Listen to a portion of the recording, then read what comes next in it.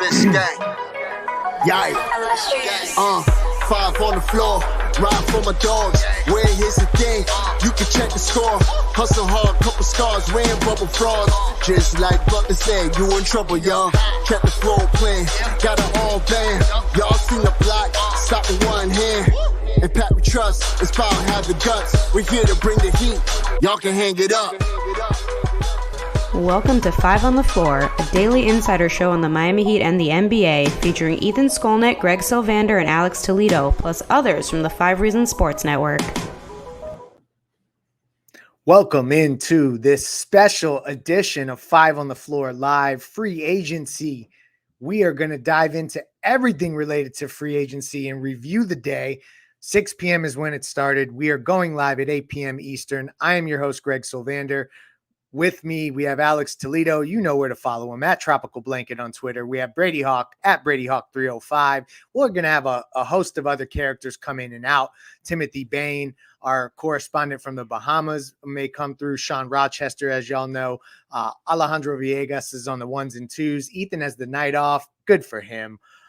So we're going to dive into this stuff because we got stuff to talk about immediately. Gabe Vincent, we got news. But before we get into news, I want to tell you about the lead sponsor of every single one of our live shows that we've done for Five on the Floor throughout this entire year. That is Aggressive Insurance, Insurance by Lynette. Y'all know her. She's in the comments often. An insurance broker agency that's been servicing South Florida for over 15 years, offering auto, homeowners, condo, life insurance, retirement programs, free notary service to all clients, representing all the leading insurance carriers throughout South Florida. So if you have a bad driving record, no problem. No driver is refused. Free phone quotes. Give her a buzz at 954-581-8800 or go to Insurance by Lynette. That's with 2 N's and 2 T's in Lynette. InsuranceByLynette.com. Aggressive Insurance, 954-581-8800. Aggressive Insurance. So there's a lot to recap. Free agency has been fast and furious, but we are primarily a Miami Heat centric show. So I'm going to resist the impulse to just spout off all of the news of the day, which we will get to. And we're going to get down to the nitty gritty as it relates to the Miami Heat. We didn't think that there'd be a lot from the Heat early in free agency here. Let's be honest. But we did have a stake in what was going to take place with Max Strus and Gabe Vincent. Unfortunately to report, or fortunately, I guess, depending on your vantage point, Gabe Vincent has agreed to join the Los Angeles Lakers. He went on a 3-year, $33 million deal to the Lakers. They use basically most of their taxpayer mid-level exception, as Sean Rochester joins the show. Welcome. So that's the $12.4 million exception. But the way that really shakes out is $10.4 million in year 1, $11 million in year 2, and $11.5 in year 3. That's per Miami Heat Beats Brian Goins. That's 5% increments by year. So the Heat weren't willing to match that. We heard that they offered somewhere in the neighborhood of $7.8 to $8 million to start, and they did not want to go higher than that. Coincidentally, that's right around the room exception. That's a little interesting nugget that I'm going to chew on in the coming days. But I guess I'll start by saying this. I feel like this was a fair offer for Gabe Vincent. And when we talked leading into free agency, we heard a lot about Max Strus getting $16 million per year. And if he was getting that, what if Gabe got 15 or 14 or 13? But it ended up being around 11 if we're just going to split the difference here. And that feels like a fair offer. And the Heat until they bring their payroll, which is $176 million as we speak, until that comes down, they were not willing to gamble committing the salary to Gabe Vincent and then not being able to shed the salary and having the tax consequences that would have came with this. So, Alex Toledo, I'd like to start with you on your feelings on the Gabe Vincent move to Los Angeles. We don't want to hear about how and what he'll do for LA. We'll talk about that on another day. How do you feel about it as it relates to the Heat? Well, we kind of did the raw reaction on playback. I think all of us were a little bit surprised because the Lakers were not one of the teams that had been floated for Gabe. Everybody had been talking about Toronto. If they lost, Fred VanVleet, we still don't know about that. But look, man, I agree with you. I think it's a good price for Gabe. And kind of my whole reaction to the thing was, why are they being so stingy with specific numbers? Like, I could understand that being your first offer and you trying to work with him, and because of there being no state tax in Florida or whatever, like, it's not that much of a difference. We talked about those things on playback, but you're in the luxury tax no matter what. Not only that, there's a very, very good chance you're going to be a second apron team under the new CBA no matter what. So why are they being stingy over a couple of $1 million at the end of the day, right? Just to throw that in there. It's not that it's the end of the world losing Gabe Vincent. If you told me, like you said during the playback, that they finished with a better regular season record and, maybe they're back in the finals, right? For all we know, it's not that they can't get over losing Gabe Vincent. To me, it's just not a great look. Like, I think he would have been useful whether or not you land Dame, whether or not you land somebody else. Like, the guy, along with Max Strus, who we still don't have full news on, it seems like there's traction with him maybe heading to Cleveland for just a much bigger contract than what Gabe got, much, much bigger. So that's a different story. But losing both of them, but it's two guys who were just big time playoff starters for you in 2 straight deep playoff runs. It's hard to, I think, just accept losing those guys for nothing. And I think that looks like that's where it's headed. The one silver lining we can take from what's happened so far, it looks like, Kevin Love, his market is drying up a little bit. Maybe he comes back. But no, the Gabe thing, oh my God, Brady, don't start. The Gabe thing, it kind of sucks. Like, if you're a Heat fan, I get, like, people, like we said on playback, right? They have PTSD with some of these other contracts that have been thrown out in the past. When you're a contender, it's all about spending, man. When you get to the finals 2 times in 4 years, conference finals, game 7 and the other one, you're an obvious contender. You should be spending, not, basically letting guys who were playoff contributors walk because of a couple of $1 million discrepancy. That's kind of where I come down on it. Like, I think losing either one of them, I feel that way. But the Gabe thing just seems like it was a lot closer to their number. Whereas, like, Max, if he really does get 4 years, 64 mil, it's a different story. And you have a Duncan Robinson signed on for 3 more years. There's Kyle Lowry, who's signed on for 1 more year, is very old. And I like Kyle Lowry's game. I'm not trying to, like, crap on him. What I'm saying is he also might be moved too. So it seems like if they don't get Dame, their whole point guard situation is just weird right now. You can only replace him with a veteran minimum. So I don't think somebody of that level is going to replace the playoff impact he gave you in 2 straight years. So I'm not a fan of letting the Lakers get him. Yeah, and I guess to Heat fans' credit, there is a little bit of PTSD with what happened with Duncan Robinson. So I know that there was a faction of the fan base that said, hey, maybe this is like Kendrick Nunn and when he left. But Gabe Vincent and Kendrick Nunn are not the same player, not the same person. And I agree with Alex to a large degree, but I'll just say this, that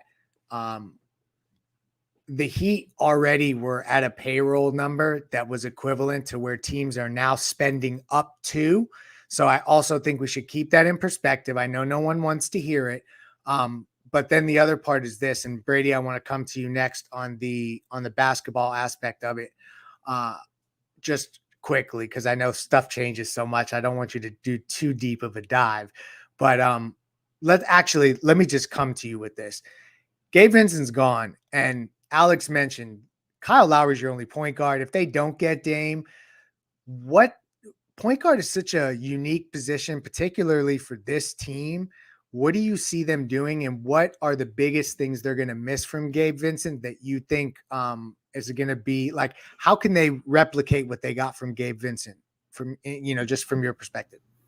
I mean, yeah, so it's going to have to be like, it's on 2 sides of the spectrum what you have to do now in that position. Like, it's either you land Dame or you have to sign veteran minimum point guards or replace them that way. Or on that same spectrum, you replace them with an undrafted guy down the line in the summer league, which I don't expect to happen. It's probably going to be the veteran minimum way if they don't land Dame. So what do they need?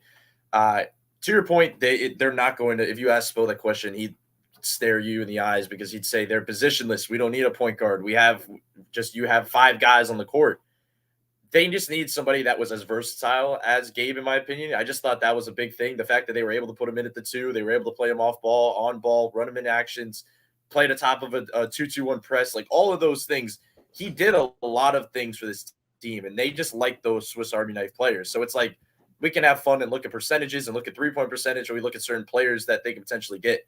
But they need somebody that could do a lot of things, because that's kind of how they mold certain things. So in terms of the contract, I mean, yeah, I'm pretty much there with Alex. It was kind of surprised that it was the Lakers. It felt like, I'm not the reporter side of things, Greg, that's all you, but it did, there was said from the camp that they were expecting a low ball from the very beginning. Like, this was way before anything. There was an expectation on it, but I wonder if there was an expectation on the fact that if they would budge. That's kind of where I was thinking. My thinking was like, because they did low ball, but they also didn't move from that low ball point. Like, it didn't feel like there was heavy negotiations away from that.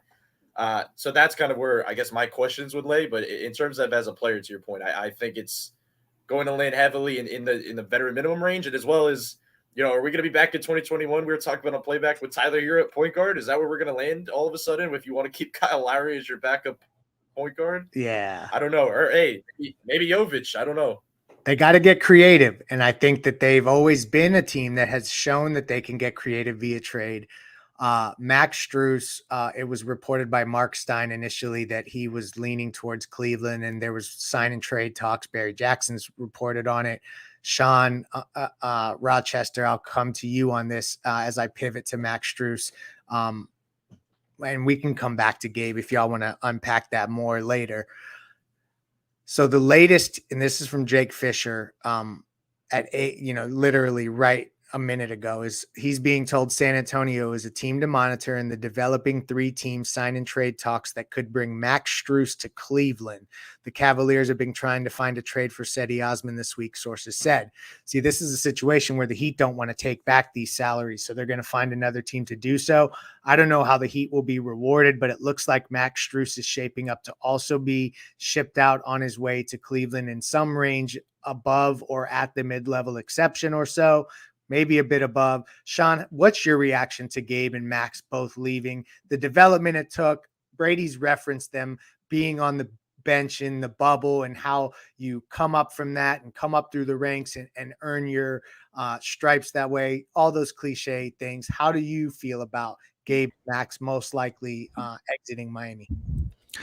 Yeah, I mean, I think both of us, all of us really feel like the journey that they've went through, it's obviously a great reward for them. But when we look at it from a fan side or a team side, right, like I kind of went into today thinking that probably Gabe was going to be back and Max was going to be gone, especially when you started hearing about like 16, 17 million for Max. Like, props to him, but no thanks. Like, and so, the Gabe thing at 11, see, I'm kind of torn in this. Like, I think we've kind of set our bed because, like, paying guys when we shouldn't have has got us into this situation where we're trying to penny pinch, right? It's not something that's today, right now. Mickey's like looking at his savings account and he doesn't have enough money to pay another $1 million. Paying Duncan a few years ago, spending money on, Deadmans and those different types of guys that we never should have. That's what's got us into this. And so it's like, do you pay the extra $1 million? Because I think Gabe, like Brady said, and like Alex has said, he's a good player. He fit in our system. He did a lot of things. However, is it Duncan or is it Kendrick Nunn? Like you said, like which side of this? Is it a guy that we should smartly let walk and the value that we put at $8 million was correct? Or is he actually worth 11 or more? And, I'm not it's just because we don't have a point guard. That's the biggest thing. Like the Max thing doesn't bother me as much, but you just don't have, unless you're trusting Jamari Bouye and Kyle Lowry. I mean, come on, guys. Like that's not a championship contending team. So yeah, we'll figure it out, but it's just a lot of questions right now because it's so early in the process. Yeah, no, and that's true. And I think we should also understand that so much can happen and the Heat can make a trade for a point guard that's on a salary in the old CBA when point guards weren't getting crazy numbers. Although Gabe's wasn't crazy, there's been some other reported deals, and we're going to run through those as we go general NBA for a portion of the show as well. But I think that really that from a Heat fan's perspective, when you're just finishing a finals run and it's two names that you got to know and got to love along the way, it's just tough to hear that you're likely going to lose them. And so it's incumbent on the front office to figure out a way to not just balance the books, but balance talent, because you're sending a message not only to the fan base, but to the locker room on what the priorities are. And ultimately, I understand that you have to be fiscally responsible, but you also need to then look people in the face and also be real about what the real expectations are. And so that's just a tough situation that I hate that they're in that, because to everyone's point, it's because of what's taken place in prior years that is making them struggle now. Want to get into some general NBA stuff. And just kind of get into the deals that have taken place, maybe talk about some other situations for Miami. We'll see if any other news drops as we go. Before we do, though, want to tell you about a great sponsor for us, and that's Better Edge. A lot of people ask, we have breaking news, folks. I'm sorry to interrupt you. Josh Richardson has agreed to a 2-year deal with the Miami Heat. Sources tell The Athletic Richardson returns to the franchise that drafted him in 2015. That is interesting because that's likely on the vet minimum. Who is back? Jay Rich is back in Miami. So that's a good pickup. I think that they definitely can find ways to use him. So we're going to talk a lot about Josh Richardson in a moment. Before we do, let's go to our sponsor, and that's Better Edge. A lot of people ask us, what is Better Edge? Better Edge is a social betting marketplace where you buy and sell positions without a VIG instead of a traditional sports book where the book sets the price and accepts your bet, takes fees and pays out the winnings. Better Edge Marketplace connects users on the opposite sides of the bet at your own set prices, so you can find really great value. Use the code 5RSN for $20 to play right away. You can play tonight, bet on MLB. You can get in some future bets as well. This is at Better Edge. It's an app web-based platform. It's super fun. Use the code 5RSN for $20 to play right now. So as we get back into this, let's talk about Josh Richardson. This is obviously a 2-year deal at the vet minimum. Brady, what do you think Josh Richardson brings on as we kind of digest Gabe and Max leaving and what they brought from a skill set perspective? What does Josh Richardson bring? For one, I'll say, I mean, as much as we talk about this whole conversation with Gabe and Max leaving and what usually happens when they go to another team, we've seen what's happened when certain guys are in Miami's system. Like, we have to recognize that, first of all, with what happens before they leave and go to that point. This is the perfect situation for him. Like, a guy that, like Spo, that knows his game, knows where to plug him in. I was just looking at some of his base numbers just now. He's shot pretty well from three over the last few years, and is kind of certain, he hasn't had a major role, but he shot well from three. He's done certain things. I'm curious to see how they use him. Like, it's very raw reaction, I guess, to this type of news, because we have to see what else. But look, we've been talking about they need a point guard. Hopefully they don't put him at point guard. Like, that would not be ideal for what we usually know. But yeah, like, this is a guy you can plug into their system. It's a nice bench piece if he's coming in on the minimum. I'm interested to see how they use him. Yeah, and also, I mean, all indications are it has to be the vet minimum. And so this is like backfilling. I like the idea that they got a commitment from a guy like Josh Richardson that knows the system and can plug and play. He did step out of bounds a little bit. Sean, how do you feel about Josh Richardson coming back? We don't know the role yet. And we thought, I reached out to league sources about Josh Richardson. I had heard Miami was interested, put it on Off the Floor, and I was assured Josh Richardson was going to be getting more than the veterans minimum. And it looks like that's not the case. What's your reaction to Jay Rich back in Miami? Rook 2.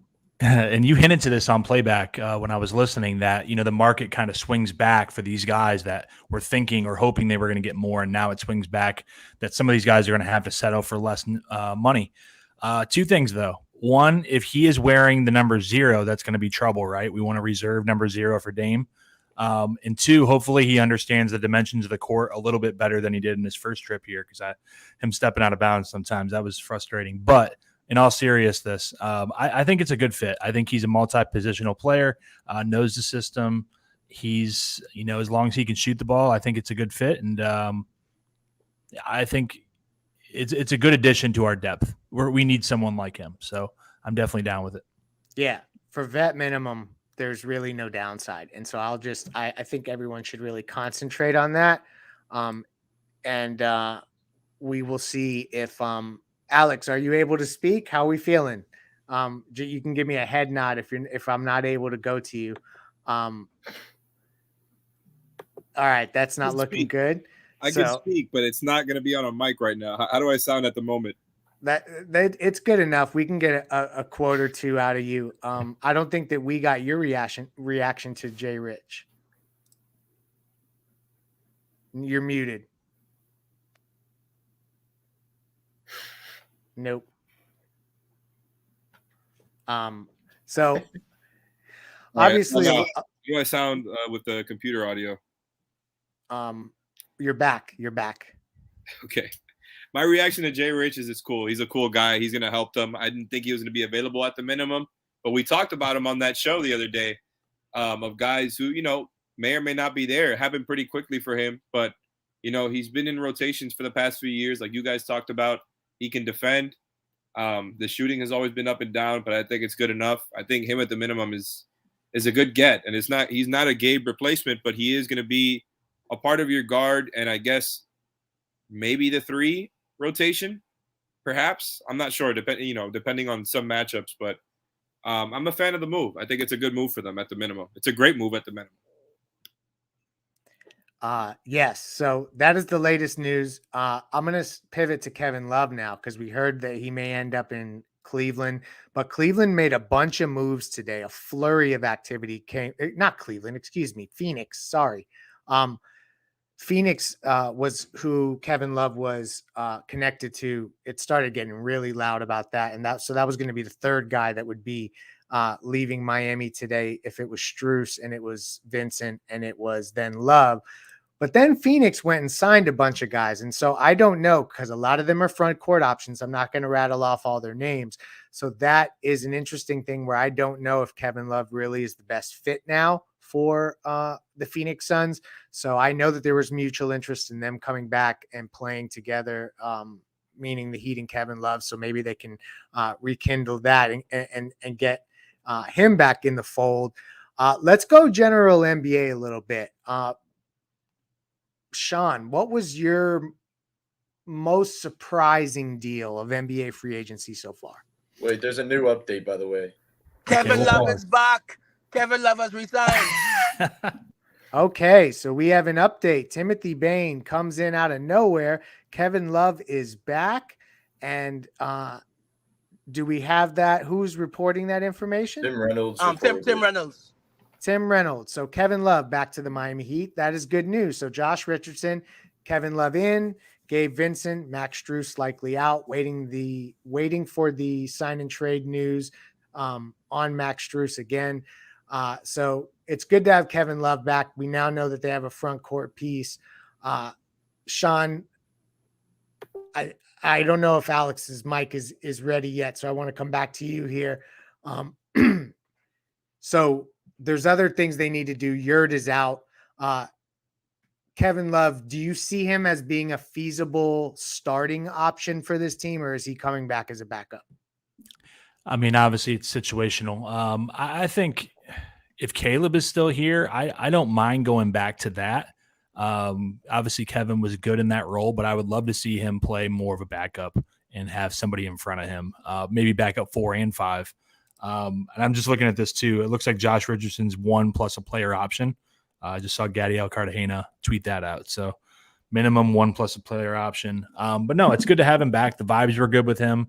I think, a full year in the system will be good. And I just, I don't know what you can do at the power forward position. You're not going to find a better one than him at the minimum, I don't feel like, based on what we looked at the other day. So it'd have to be via trade if we're going to upgrade that starting power forward spot. Very true. I like the move. There's no negative. He came back and he really injected life into that locker room. was a big part of the run, made big shots. He's playoff tested. We'll see how much he has left in the tank, but hopefully they can save him for, some more of the pivotal moments, because I did think that he could show up in certain circumstances. So I'm all about the Kevin Love move coming back.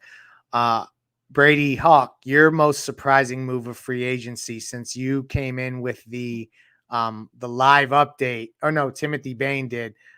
Is Timmy there? I actually should go to him. Yeah, but I'm here. Oh, okay. There you are. That's what's up. What is your reaction to Gabe and Max, just quickly, if they're going out and you have Jay Rich and Kevin Love coming in, and then your most surprising note of free agency for the day?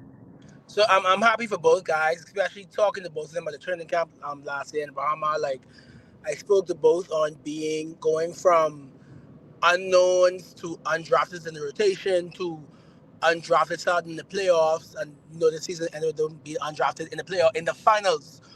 So as a Heat fan, I'm happy. Like, I legit felt joy when I saw the Gabe tweet. Like, I thought I was going to be upset, but I felt legit joy that those guys are getting paid for their hard work. I just hope the team can replace it.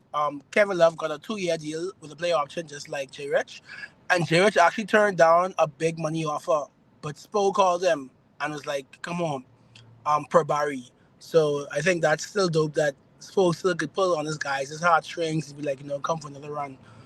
The most surprising to me was Kuzma at 102. My goodness. But I guess once you saw Harrison Barnes sign his extension, it was pretty much signaling that Kuzma was going to stay. So other than Gabe going to LA, because of course, everyone thought Gabe was going to go to probably Toronto. Gabe to LA was a shock, but Kuzma at 102 was a shock. Grant deal was expected. Nothing else I've seen was really a shock, to be honest. Like, everything so far has been like normal. The one wrinkle that I hope to be complete tonight is that the Spurs are the third team getting Strus to Cleveland. Yes, and we mentioned that earlier, because they have the ability to absorb so much space. So that is, definitely something that we're going to continue to watch going forward. So it'll probably be, I can't remember Seti's contract right now, but it'll probably be Seti to the Spurs. Yeah. With Miami getting a TP and a second round pick, with that TP being able to be used at some point, I guess. When, who knows, but at some point. Yeah. And they also have the Dwayne Dedman $4.7 million trade exception that they likely will let expire as well. It is a good story per Barry Jackson that if that Spo was able to talk Jay Rich into that. I spoke with a source really close to Josh Richardson leading up to free agency, and they maintained that they thought he was getting above the vet minimum. I knew that he had interest. It was something that I mentioned on Off the Floor, but I was adamantly told Josh Richardson was expected to get more than the vet min. Spoelstra worked his magic, y'all. So shout out to him on that. That's a huge one. What was your biggest surprise of the day, Sean Rochester? I would say the Jeremy Grant, not that he returned to Portland, but just the number. I mean, he makes, I think it's almost the same number as what Bam makes. I mean, that contract value, and think of the difference between those two players. So that would be the one. I'm surprised VanVleet hasn't went off the market yet. And then the Lopez thing, I think that's no All NBA.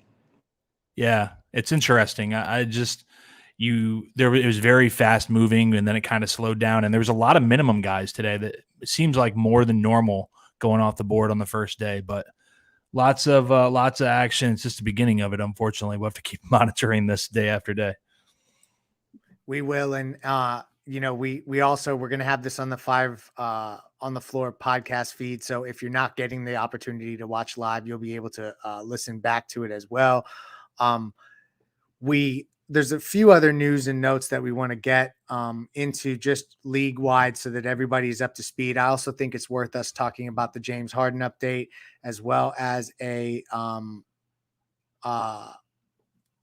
update on Dame Lillard, because I think the Jeremy Grant stuff could be relevant there. So we'll talk about that a little bit, but want to tell you about one more sponsor, and that is Water Cleanup of Florida. This is one of my favorites because y'all know the slogan and everything else that we talk about With over 60 years of combined experience, Michael, Robert, and his team, they're willing to help you with leak detection issues, anything you need related to disaster relief, cleanup.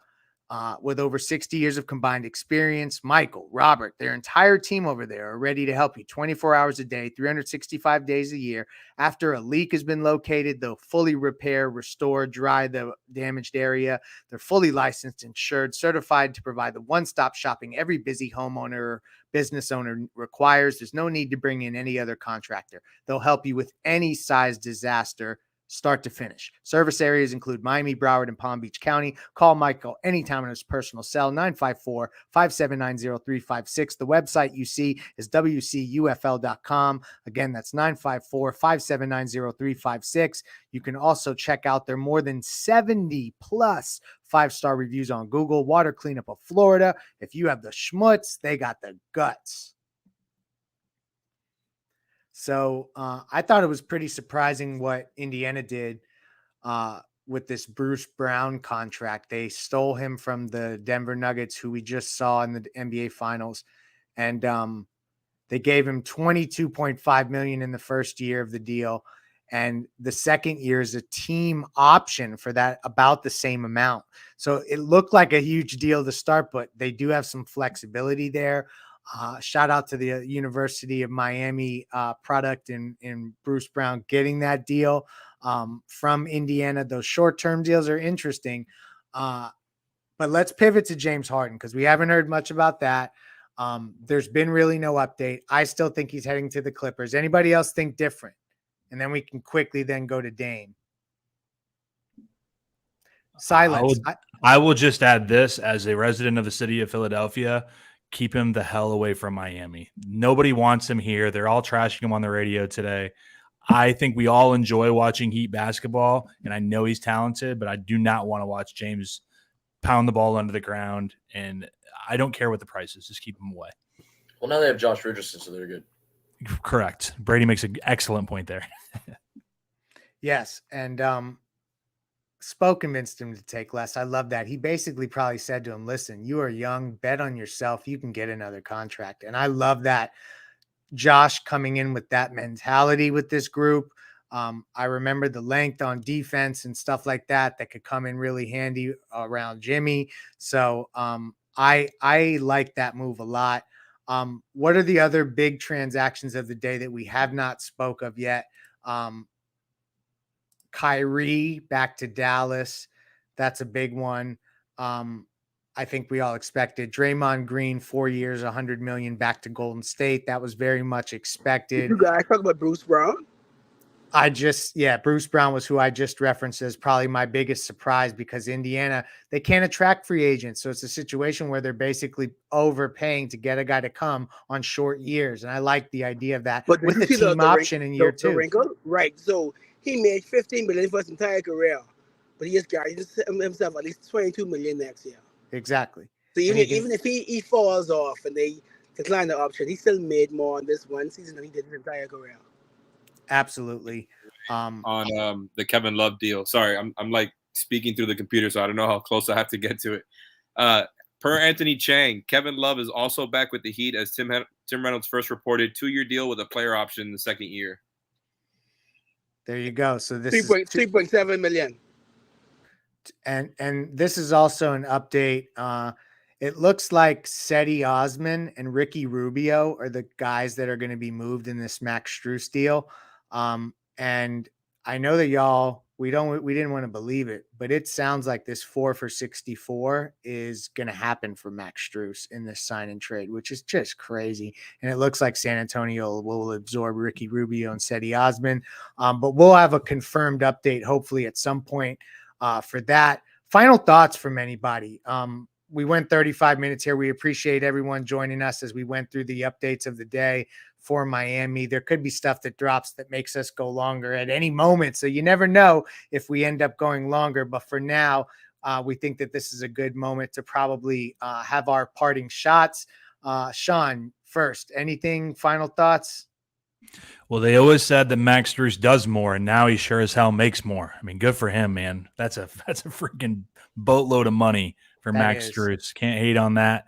Hopefully we get some assets back, maybe some seconds or something, and those salaries, whether it's Rubio or Seti Osman, get rerouted elsewhere.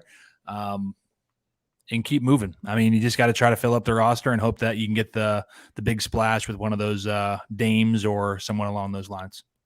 Timothy Bain, go. Final thoughts. I'm just shocked at that 464. Wow. But again, like with Gabe, I'm happy that those guys, they went through injuries, came up in the Heat system, but Max has made $6 million for his career.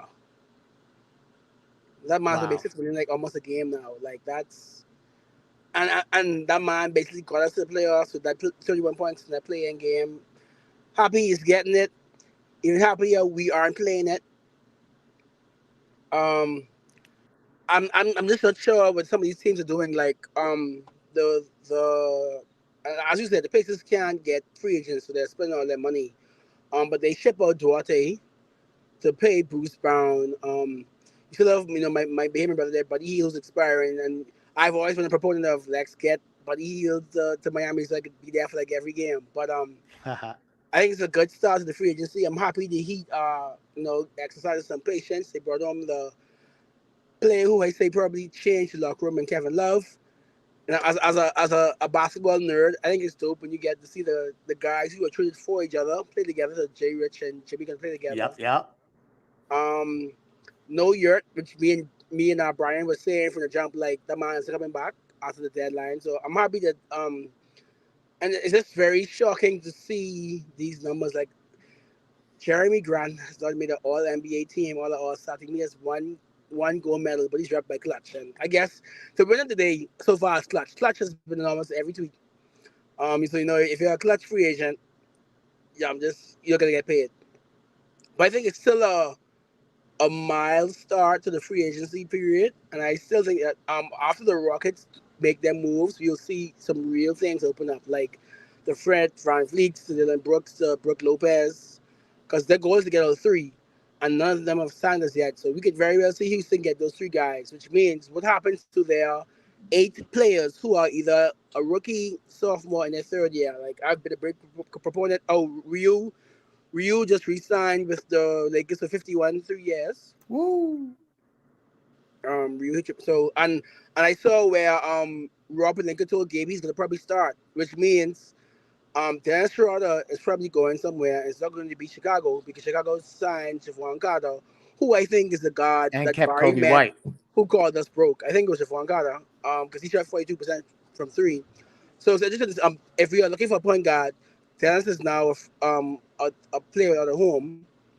So I know all these fans are saying, oh, it's going to be a slow free agency period. I think we've gotten some clarity in this 2 hours. I'm excited to see what else he does. Absolutely. Brady Hawk, final thoughts. Yeah, I'll say aside because we're always talking about the basketball element. I'm about to go, but Cam Reddish is now a Laker for 2 years. Oh, wow. Who's a Laker? Cam Reddish. Oh, wow. That's not going to work. Anyway, back to you, Brady. Yeah, Gabe's definitely gonna outplay him. That's there's no doubt about that. But here's in terms of like the basketball stuff, like I was looking at some of the Richardson numbers. Like he shot 37% on spot up threes this past season, 46% on mid-range pull-ups. Like his numbers were actually not bad this past season. The fact that you get that type of production on a minimum contract, I didn't even see that. It's like you get that type of production on a minimum contract back in Spo's system.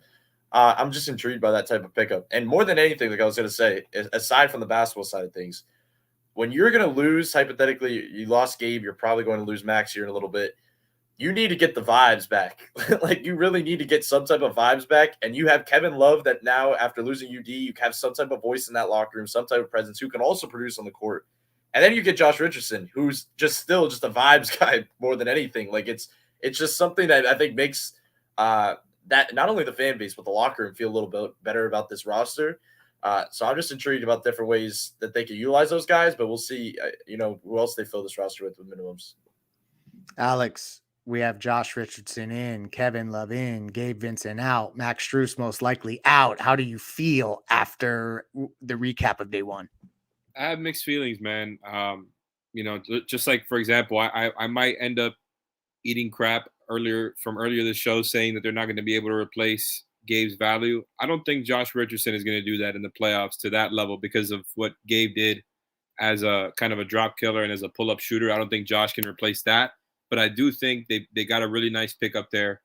And they got somebody who's going to be a two-way player for you, can guard multiple positions, and most importantly, like what Brady was talking about, the vibes, man, bringing him on, bringing K-Love back. You know, they got to finish it off now by getting Goran. I think that's the way you complete the vibes trio there.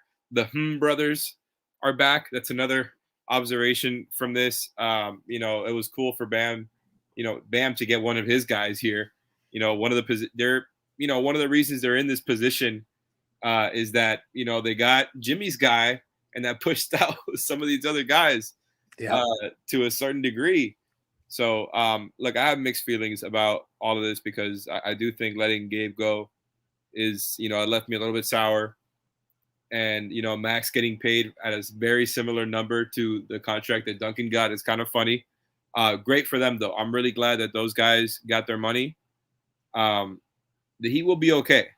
I would have felt better if they would have, I think, retained Gabe, because I think he would have been very useful for you, whether or not you landed a Damian Lillard. And you're going to be a tax team and most likely a second apron team regardless. That's where I come down on it. The one other silver lining you can look to that has to do with the Lillard stuff is that if I count now, that's 3 guys that played for them that just signed with other teams, right? Like, I know they brought back Jeremy Grant, but as Sean Hyken told us when we had him on the pod, that's kind of been worked out for a long time now. That was expected. So I'm assuming Dame knew that Jeremy Grant was always going to be in the picture there. I'm not sure that changes anything there. But look, and these guys are not big-time players, but, Cam Reddish was in their rotation a little bit last year. Drew Eubanks was in their rotation a little bit. And they also let go of Trendon Watford earlier today. So it's just weird. I'm not really sure what's going on with Portland, a team that doesn't really get free agents like that, just letting guys go, especially some younger guys too, who were contributors for them. Like, you're supposed to be buying right now for Dame, right? Like, you're trying to convince him to stay. You're letting guys who are playing for you walk. I don't know. It's a weird situation going on over there. So I guess that's the silver lining. But I like Jay Rich and bringing K-Love back. I think those are good moves. Yeah, so I will say I'm disconcerted that Gabe walks out, but when you see Spo get on the phone, as it's been reported, and get Josh Richardson to bet on himself to earn his way back into maybe a little bit more money, right, maybe before the cap spike, I think that is just an interesting element, and I think that a motivated Josh Richardson makes up for, does not replace Gabe Vincent, but it's just a sign, it's a glimmer of hope that the Heat can actually get some guys to bet on themselves, come back, maybe that they want to play in that kind of program, get themselves featured, know that they're going to be playing for a team that's trying to win basketball games. Retaining Kevin Love is huge. I felt like if you had seen Gabe and Max both walk out the door and Kevin Love were to also then leave for like a ring chase scenario in Phoenix, that would have been a gut punch considering what he did for the locker room. So all in all, with no Dame update in sight, although I think that you're going to see talks start to heat up there, but we'll have you covered as that starts to happen. I think it's a pretty much it's a good day. And you know why it's a good day? Because reportedly, per Sean Rochester, Josh Richardson picked Miami over Minnesota and the Boston Celtics. Thank you for joining us. Thank you to A Aggressive Insurance, Better Edge, Water Cleanup of Florida, Alex, Brady, Sean, Timothy Bain, Alejandro on the 1s and 2s. We appreciate everyone's support. We'll get this up on the podcast feed and have you covered for free agency every step of the way going forward. We appreciate the support. Sean? Fred VanVleet to the Houston Rockets, 3 years, $130 million. So that could oh man, wow, shift some things. Hey, that's one of the big dominoes of the fall. I'll end the show here. Toronto now needs a point guard, and you know who they could bring back and have a feel-good moment like we had with Dwayne? Kyle Lowry. Good night.